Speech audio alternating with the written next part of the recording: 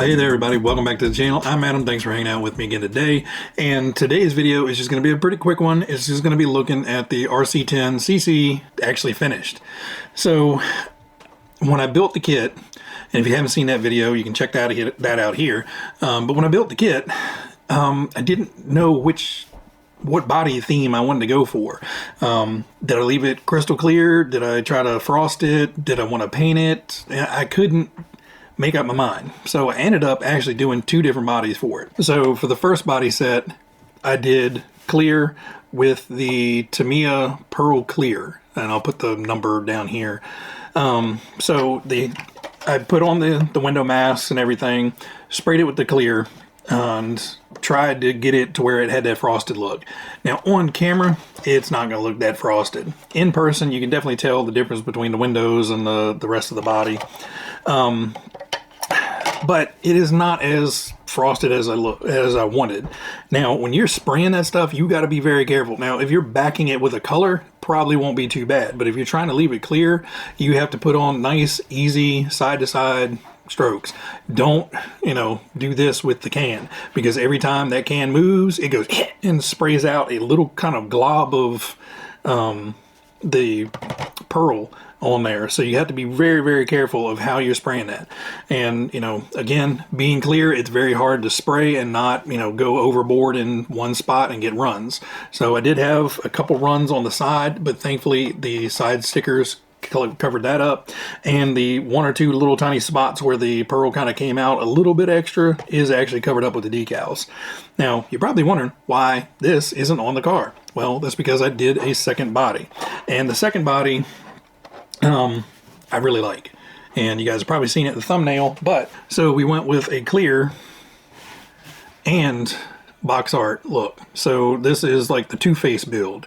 So on one side you have the full original, kind of that yellowish orange box art, and on this side you have a fully cleared body. Now on this side I just left it clear. I did not do the frosting or anything. I just left it completely clear, and to this side was the fully painted. And I really, really, really love the way this one turned out.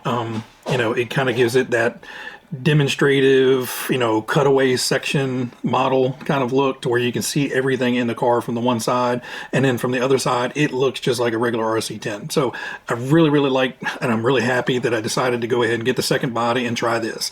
I was a little scared to, just go this route and then turn out be like, I really don't like it. So I do have the clear body. I can put that either on this car, or I can stick it on one of the other ones just for show, and then run the other bodies. More than likely, this will just kind of be a backup body. Of course, this will go on any other RC10 of this style. So, I can swap bodies on one of those if I want. But I was really, really stoked with the way this one came out. Just the whole half and half theme, I really, really like. The frosted one does look pretty cool. And at the end of the video, I will, I'll have some up close of this turning around on the table, and I'll have some up close of the clear turning around on the table, just so you guys can see them both up close and without me blabbering the whole time. The CC is a very cool kit. I'm not running this one. This one is going to stay exactly the way it is.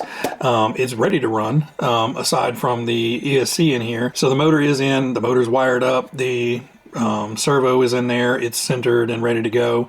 If I wanted to run it, all I gotta do is put an ESC in here and a battery, and I'm good to go. Well, and a receiver, obviously.